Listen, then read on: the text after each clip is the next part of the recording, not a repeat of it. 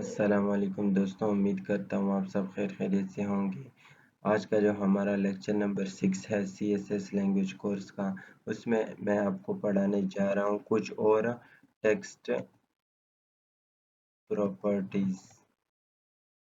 अब इनमें सबसे पहला जो हमारा है वो है टेक्स्ट शैडो। अब टेक्स्ट शैडो उसको कहा जाता है कि जैसे फॉर एग्जांपल हमने टेक्स्ट प्रॉपर्टीज लिखा H1 हेडिंग में, टेक्स्ट शैडो H2 हेडिंग में लिखा, तो इनके नीचे यहाँ पे पेज के अंदर इनके नीचे हम कैसे ही अपना शैडो ला सकते हैं। ये H1 हेडिंग है टेक्स्ट प्रॉपर्टीज, इसके नीचे हम कैसे अपने शैडो ला सकते हैं। तो इसके लिए हम लोगों ने फॉर एग्जांपल टेक्स्ट शैडो के नीचे शैडो लानी है तो हम लोग लिखेंगे H2 यहाँ पे style.css में, और इसमें लिखेंगे टेक्स्ट शैडो। जैसे ही टेक्स्ट शैडो लिखा तो सबसे पहले आप लोगों ने पिक्सल देनी होगी राइट साइड को, कि शैडो राइट साइड की तरफ कितना आए। तो फॉर एग्जांपल हम लोगों ने इसको दिया 2 पिक्सल, तो उसके बाद बॉटम को आपने कितनी देनी है, फॉर एग्जांपल हम लोगों ने 2 पिक्सल ही लिखा, और इसके बाद ब्लर का ऑप्शन आ जाता है कि आपने शैडो को कितना ब्लर करना है। तो हम लोगों ने ब्लर करना है 5 पिक्सल तक। इसके बाद आपने अपना कलर देना है कि आप अपने शैडो को कौन सा कलर देना चाहते हैं। तो हम लोगों ने फॉर एग्जांपल रेड देना चाहा, यहाँ पे सेव किया और रिफ्रेश किया तो आपके सामने ये टेक्स्ट का जो शैडो है वो रेड होके आ गया। फॉर एग्जांपल 4 पिक्सल ब्लर बहुत ज़्यादा है, हम लोगों ने 2 पिक्सल ले लिया, सेव किया, यहाँ पे रिफ्रेश किया तो 2 पिक्सल शैडो जो है वो बहुत ही ज़बरदस्त है। अब फॉर एग्जांपल हम लोगों ने टेक्स्ट प्रॉपर्टीज़ को भी शैडो देनी है तो H1 लिखेंगे, H1 के बाद कर्ली ब्रेसेस टेक्स्ट शैडो लिख के अब हम लोगों ने उनको 2 पिक्सल देना है राइट साइड पे, 2 पिक्सल बॉटम में देना है, और 4 पिक्सल जो है वो ब्लर करना है, और शैडो देनी है हम लोगों ने फॉर एग्जांपल येलो। जैसे ही ये सेव किया कंट्रोल प्रेस से, यहाँ पे आपके सामने इसको भी शैडो लिख के आ गई। अब इसके बाद जो हमारा अगला टॉपिक है वो है टेक्स्ट ट्रांसफॉर्म का। फॉर एग्जांपल हम लोगों ने एक H2 हेडिंग लिखी और इसमें लिखा टेक्स्ट ट्रांसफॉर्म। टेक्स्ट ट्रांसफॉर्म लिखा और यहाँ पे आके सेव किया तो ये टेक्स्ट ट्रांसफॉर्म जो है इसके लिए भी शैडो आ गई, क्योंकि H2 वो भी था, ये भी H2 था। तो सबसे पहले हम वो हटा देते हैं,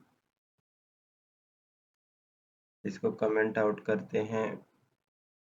अब टेक्स्ट ट्रांसफॉर्म का मतलब ये कि हम कैसे ही अपने इस टेक्स्ट को ट्रांसफॉर्म कर सकते हैं, अपर केस में, लोअर केस में, या फिर कैपिटलाइज कर लेते हैं। अब फॉर एग्जांपल हम लोगों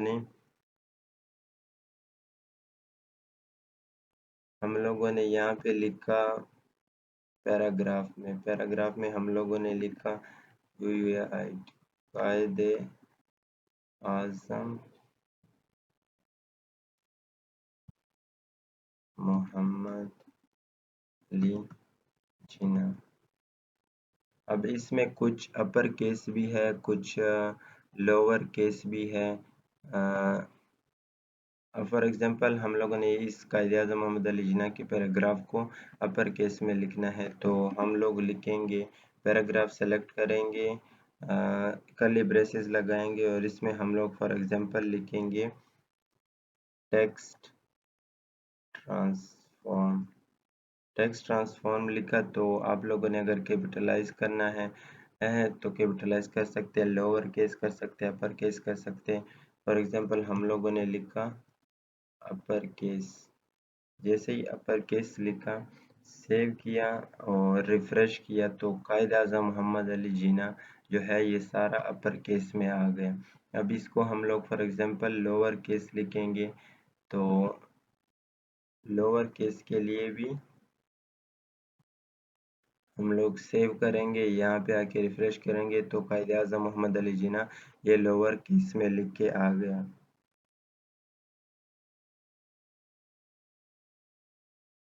अब इसके बाद जो हमारा अगला टॉपिक है वो है वर्ड स्पेसिंग। वर्ड स्पेसिंग में फॉर एग्जांपल हम लोग लिखा वर्ड स्पेसिंग,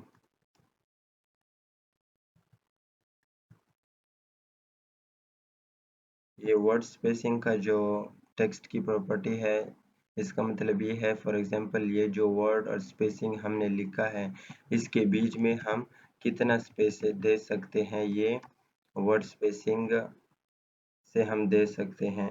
फॉर एग्जांपल हम लोगों ने लिखा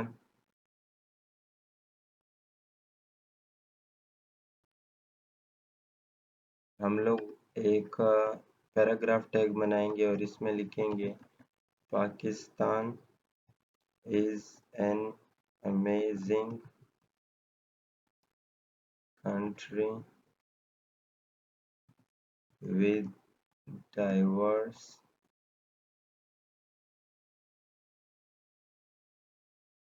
cultures and landscapes। जैसे ही हम लोगों ने ये पैराग्राफ लिखा, ये वाला, अब पैराग्राफ को हम आईडी दे देते हैं या क्लास दे देते हैं। क्लास फॉर एग्जांपल हम लोगों ने दिया वर्ड स्पेसिंग, हम लोगों ने इसको एक क्लास दिया वर्ड स्पेसिंग। अब यहाँ पे आके हम लोग इसे सेलेक्ट करेंगे,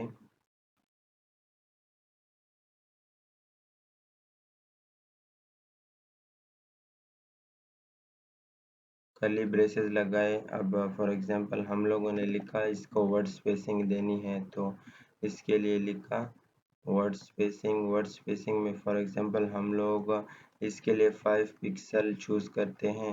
वर्ड स्पेसिंग के एक वर्ड के बीच में जो है वो 5 पिक्सल 5 पिक्सल 5 पिक्सल जगह बच जाए। अब फॉर एग्जांपल अगर हम लोगों ने इसको देना है 10 पिक्सल, तो सेव किया और यहाँ पे आके रिफ्रेश किया तो इसके बीच में जो स्पेस है ये बढ़ती जा रही है। अब फॉर एग्जांपल हम लोगों ने इसको किया 20 पिक्सल, तो इसके बीच की जो स्पेसिंग है वो काफ़ी बढ़ गई है। अब इसको कहते हैं वर्ड स्पेसिंग, और वर्ड स्पेसिंग जो प्रॉपर्टी होती है CSS में, इसके ज़रिए हम किसी भी टेक्स्ट की जो वर्ड स्पेसिंग है वो ज़्यादा कर सकते हैं। अब इसके बाद जो हमारा आ जाता है वो है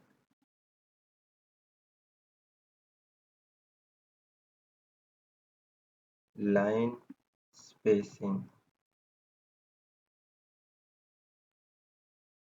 लाइन स्पेसिंग में फॉर एग्जांपल हम किसी भी लाइन के बीच में जितना भी स्पेस देना चाहे उसके ज़रिए हम दे सकते हैं।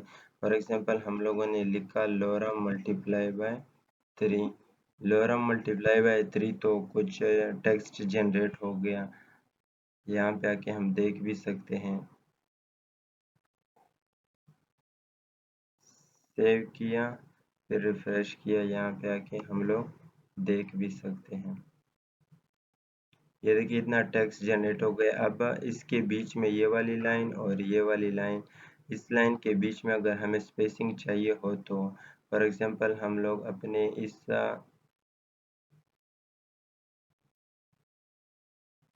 ये लोरम इप्सम जो है हम क्रॉस कर देते हैं, इसको एक पैराग्राफ के अंदर लिखते हैं। पैराग्राफ के अंदर हम लोगों ने लिखा और इसको एक आईडी दी लोरम। आईडी जैसे ही दी, यहाँ पे हम लोग उसको सेलेक्ट करेंगे आईडी को हैश के साथ सेलेक्ट किया जाता है, तो हम लोग लिखेंगे लोरम। लोरम के बाद हम लोग फॉर एग्जांपल इसकी जो लाइन स्पेसिंग है वो हम ज़्यादा करने जा रहे